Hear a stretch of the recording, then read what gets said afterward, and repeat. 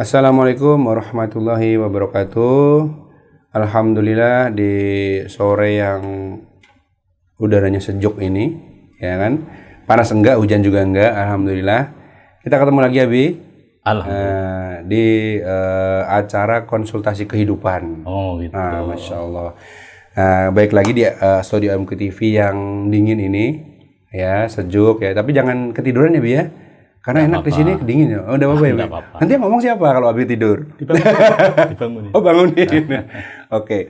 Abi, hari ini kita bakal membahas sesuatu yang penting sekali. Tapi sudah mulai dilupakan, ya. Karena dilupakan ya jadinya nggak penting lagi. Ya, padahal penting. Karena dilupakan jadi seperti tidak penting. Nah, begitu. Nah, jadi sahabat-sahabat MQTV, hari ini kita bakal membahas 6 hak yang harusnya didapat seorang muslim dari muslim lainnya, gitu ya. Nah, jadi mungkin tidak perlu berpanjang lebar lagi, Abi. Mungkin silakan, Abi. Baik. Assalamualaikum warahmatullahi wabarakatuh. Waalaikumsalam warahmatullahi wabarakatuh. Pemirsa MQTV yang dirahmati Allah Subhanahu Wa Taala. Alhamdulillah sore ini ya.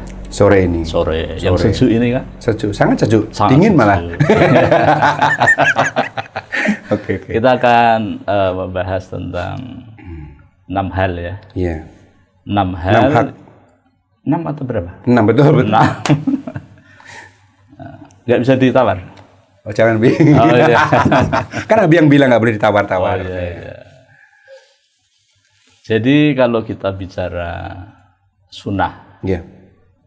sunnah itu kita harus tahu apa itu sunnah.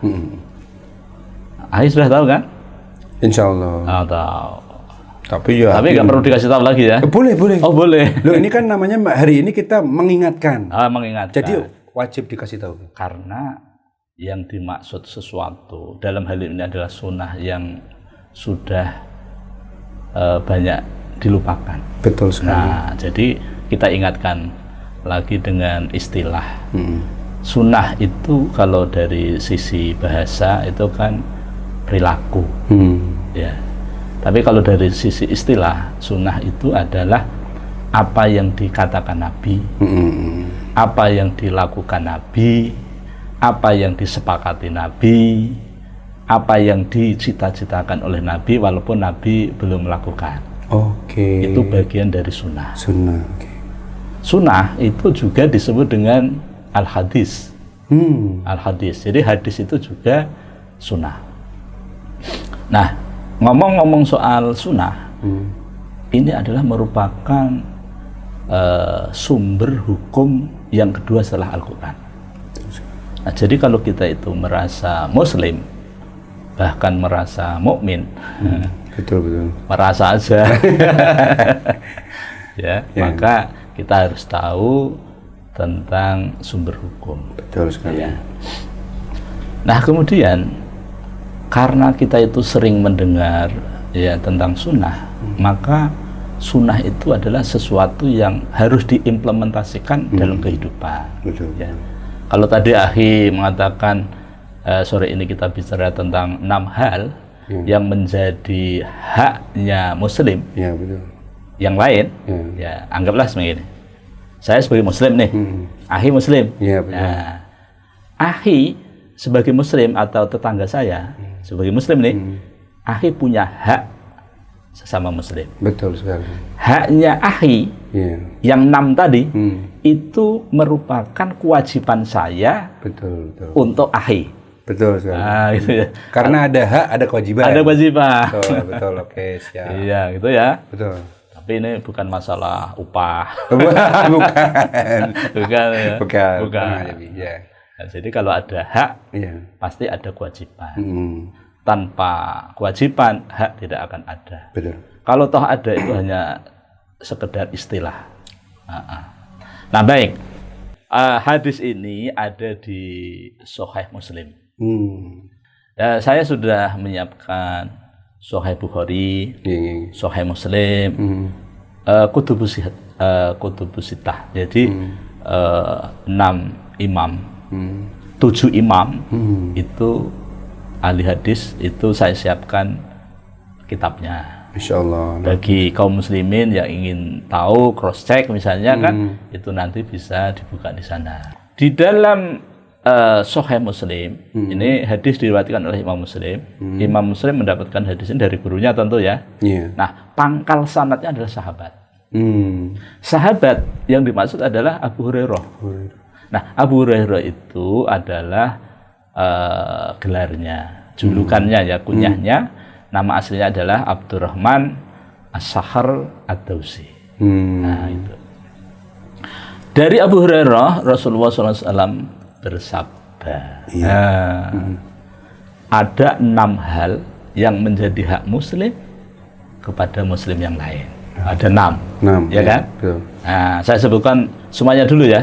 Yang pertama, apabila kita bertemu sesama muslim, kita berkewajiban memberikan salam. Assalamualaikum gitu ya.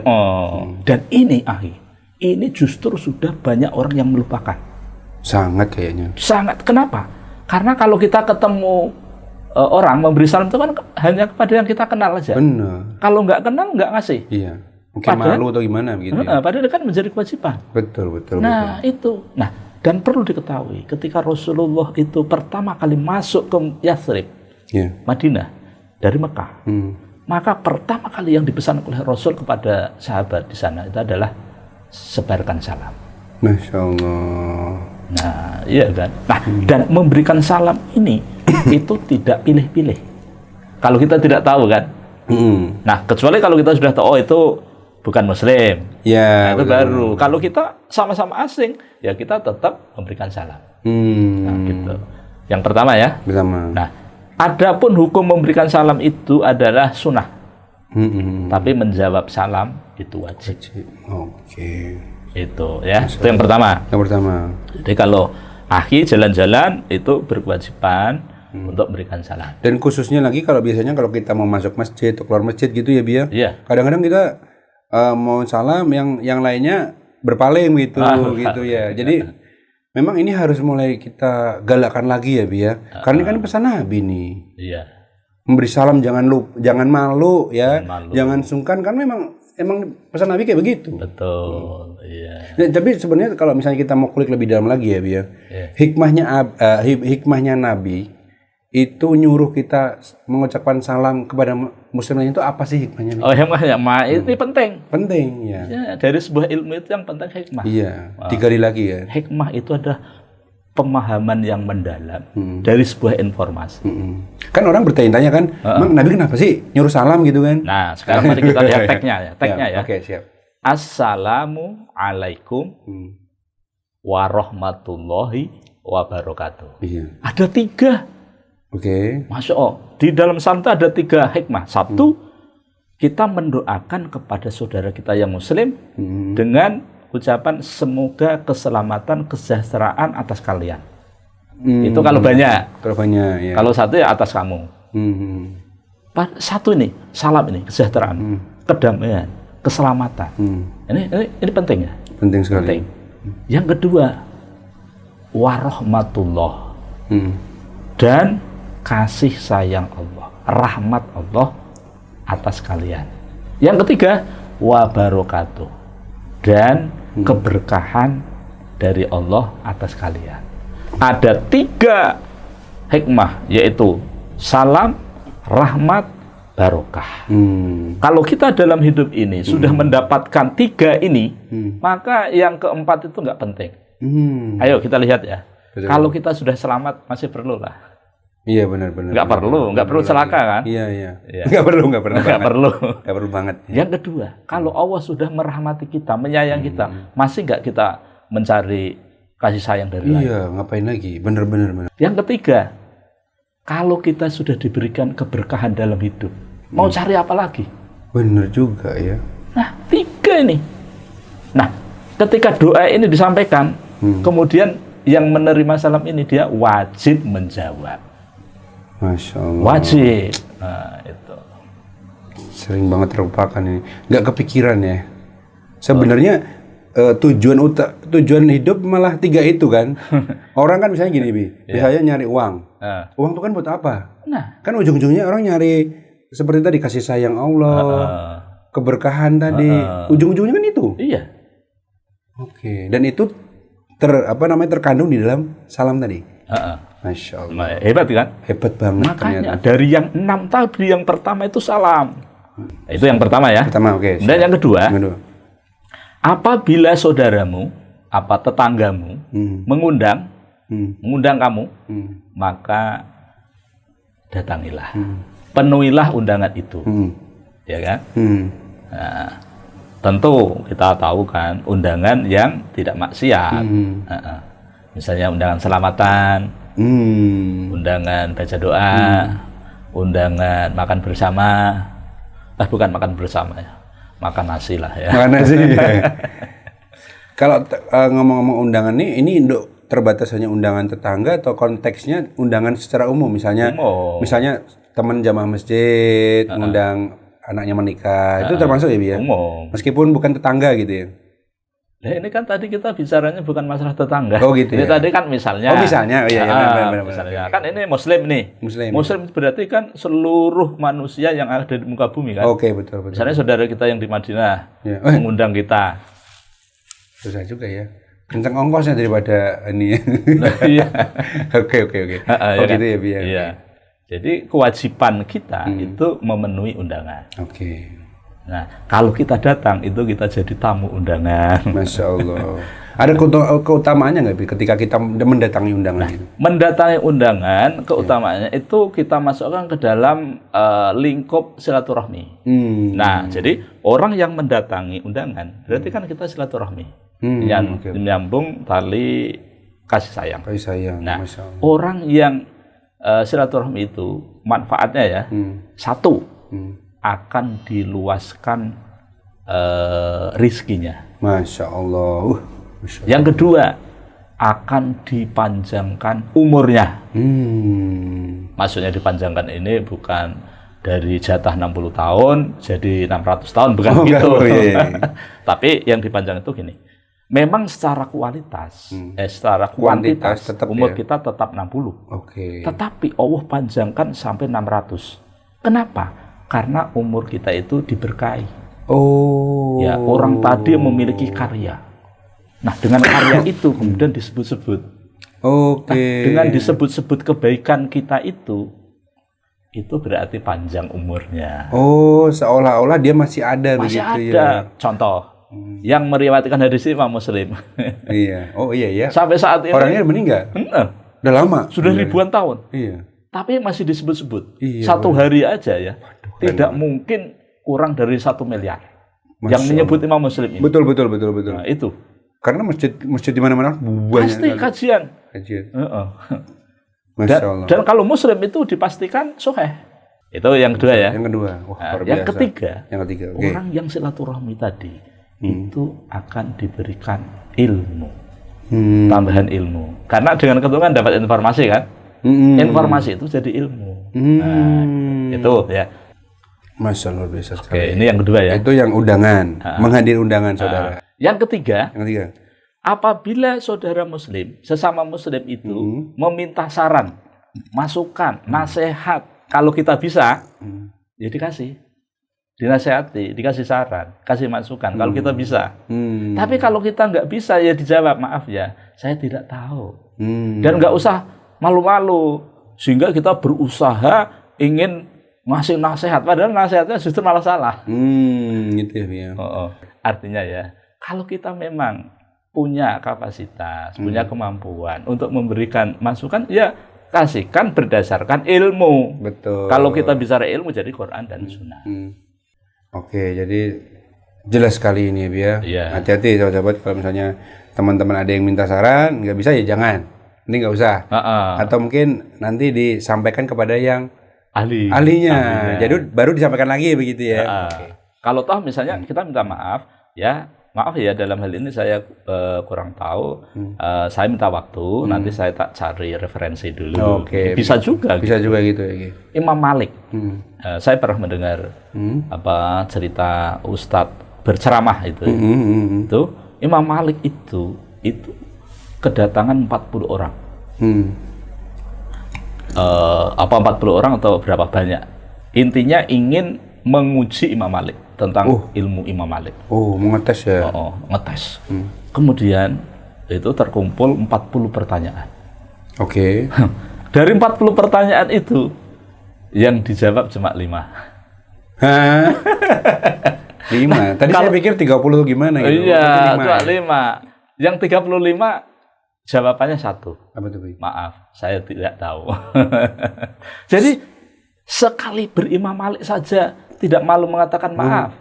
Saya tidak tahu atau saya belum tahu. Mosok kita yang siapa Imam Malik, iya kan? Bener juga ya. Iya kan? Jadi koreksi buat kita juga ya. Jangan maksain deh orang sekelas Imam Malik aja. Dari 40 cuma jawab 5 nggak malu beliau ya? Iya, nggak malu. Terang-terangan nggak bisa saya. Padahal ya. Imam Malik itu tahu semua. Oh gitu ya. Tahu semua. Orang yang bijak seperti Imam Malik memberikan jawaban sesuai dengan kapasitas orang yang bertanya. Dan Imam Malik tahu bahwa mereka bertanya itu bukan ingin tahu, tapi ingin menguji. Oh, itu gitu tahu. Ya. Gitu kan? Makanya jawaban-jawaban itu justru yang bisa mengubah orang yang bertanya. Yang sifatnya menguji enggak. Oke, mungkin ke poin selanjutnya, Bi. Ya, setelah yang berapa ya? Keempat ini ya. Keempat. 4. Tadi yang ketiga ya. Tadi yang ketiga. Nah, sekarang yang keempat, yang menjadi hak Muslim dengan Muslim yang lainnya. Yang keempat adalah apabila saudaramu itu bersin, maka ucapkanlah doa. Apabila yang bersin tadi berdoa. Misalnya contoh ya. Contoh akhi bersin coba. Bersin pura-pura gimana? Misalnya alhamdulillah. Oh gitu ya. Baru dijawab. Nah, harus dijawab yang mendengar tadi yarhamukallah. Kemudian yang bersin yahdikumullah. Kalau berarti syaratnya harus yang bersin itu mengucapkan doa dulu ya. Kalau nggak berdoa ya enggak. Gitu. Enggak wajib. Enggak wajib ya. Oke. Berarti ini keren banget ya. Artinya sampai hal sepele seperti itu diatur banget ya. Diatur. Artinya memang Islam itu memang menginginkan keselamatan buat kita semua ya. Sampai hal yang mendetail itu berarti yang bersin itu punya kewajiban untuk berdoa dulu. Kemudian yang mendengar pun mendoakan yang bersin, kemudian dijawab kembali. Mendoakan lagi. Kan bagus. Misalnya nih saya contoh ya, Biar. Alhamdulillah. Yarhamukallah. Yahdikumullah. Begitu ya. Nggak usah bikin-bikin lagi, sudah 3 itu. 3 aja ya. Itu kalau sesama laki-laki. Kalau perempuan misalnya. Beda kan anunya, domirnya beda. Kata gantinya. Kalau K itu untuk mudzakkar, untuk jenis laki-laki. Kalaupun untuk muannas, untuk perempuan itu ki. Misalnya ini contoh ya, contoh saya perempuan. Akhi perempuan. Iya, contoh. Ayo, coba bersin. Alhamdulillah. Yarhamukillah. Oh. Terus ini jawabnya yahdikumullah. Karena saya laki-laki tetap. Kalau perempuan juga? Nah, perempuan ya Yahdikumillah gitu ya. Yarhamukillah, yahdikumillah. Oh gitu. Kalau sama perempuan. Oh ya berarti beda ya. Beda. Oh iya. Jenis kelaminnya beda. Iya betul. Nanti kalau mau disamakan ya enggak apa-apa. Insyaallah. Jadi sahabat-sahabat jangan lupa kalau bersin nih khususnya untuk yang muslim yang bersin mari kita biasakan lagi itu ada doanya. Ada doanya. Karena ini lagi-lagi ini pesan Nabi juga. Pesan Nabi. Penting dan ini ya. Justru ini sudah dilupakan. Kayaknya sangat banyak. Sama sekali dilupakan. Bahkan ya yang dilaksanakan itu malah bersin ala setan. Contoh gini. Bersin kan? Ya. Ada suara-suara lain. Maksudnya ada berlebihan. Jadi kita bersin itu gitu kan bersin itu kan Allah memberi nikmat penyakit keluar. Bahkan konon katanya bersin itu jarak itu lemparannya itu ratusan kilometer. Virusnya ya. Iya. Nah makanya orang yang mau bersin nggak jadi itu nggak enak. Oh benar emang rasanya nggak enak sih kalau ditahan gitu ya. Jadi bersin makanya karena penyakit keluar, makanya kita alhamdulillah. Oh ya kan? iya benar. Dan ada hikmah, akhi. Oke. Saya punya teman namanya Ustadz Muhajir Ya. di Solo. Ustadz Muhajir di Solo, tugasnya di Boyolali. Beliau itu Ustadz mendapat istri gara-gara bersin. Gimana ceritanya itu? Jadi ceritanya gini, Ustadz Muhajir ini di kendaraan, nah, kan angkot itu kan umum, masih campur laki-laki dan perempuan. Ya betul. Zaman dulu, Ya. mungkin sekarang masih ada ya, gitu. Masih ada angkot sih. Masih ada gitu. Nah, jadi si istrinya Ustadz Muhajir ini sebelum jadi istrinya, di angkot itu kan dia bersin. Dia alhamdulillah gitu. Ustadz Muhajir ini yarhamukillah. Kemudian dia yahdikumullah. Akhirnya kenalan dia. Jadi gara-gara bersin dapat istri, jodoh. Itu Ustadz Muhajir sendiri yang menceritakan, dan saya menghadiri ceramah beliau. Masya Allah, keren banget dijadikan film, keren ini ya. Oh iya. Wah, Masya Allah ya. Jadi memang hikmahnya luar biasa sekali. Yang saya begitu mendalam itu tadi, yang saya tangkap adalah ternyata kenapa kita harus ucapkan alhamdulillah adalah karena ketika bersin Allah itu ngeluarin penyakit. Iya, nikmat. Maka kita harus berterima kasih dengan bersyukur dengan alhamdulillah tadi. Iya. Oke. Dilanjutin. Setelah alhamdulillah kan yang mendengar kan dia mendoakan. Ya, yarhamukallah. Semoga dia Allah SWT merahmati. Ada hubungannya nggak dengan salam? Ada ya. Ada. Rahmat. Masya Allah. Salam ya. Iya, benar-benar. Nah, kemudian yang bersin. Yang dapat nikmat, kemudian mendoakan kepada yang saudara yang tadi. Artinya semoga dia Allah memberikan hidayah, petunjuk. Wah, Masya Allah, keren banget ya. Nah, petunjuknya apa? Ketika kita dikasih nikmat, kita kan dianjurkan untuk ingat kepada Allah dengan cara bersyukur. Dengan mengucapkan bismillah. Maaf. Dengan ucapan alhamdulillah.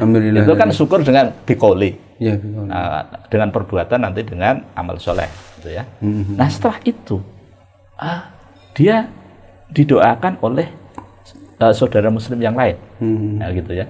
Maka kemudian si yang bersin itu mendoakan doa yang luar biasa, yaitu yahdikumullah. Semoga Allah memberikan hidayah kepada kalian.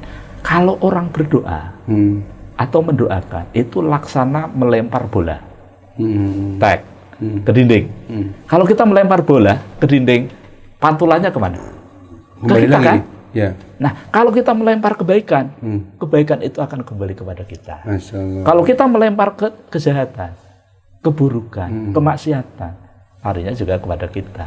Oke, begitu, akhi. Luar biasa sekali ya. Jadi ini bukan sesuatu yang sepele, dan ini juga merupakan pesan Nabi kita yang konon kita bilang selalu mencintainya, tapi banyak yang kita lupakan. Jadi setelah nonton tayangan ini, berusaha untuk kemudian membudayakan kembali, membiasakan kembali, begitu ya, Bi? Iya, betul. Oke, kalau begitu next, Bi, poin yang berikutnya. Yang kelima ya. Yang kelima.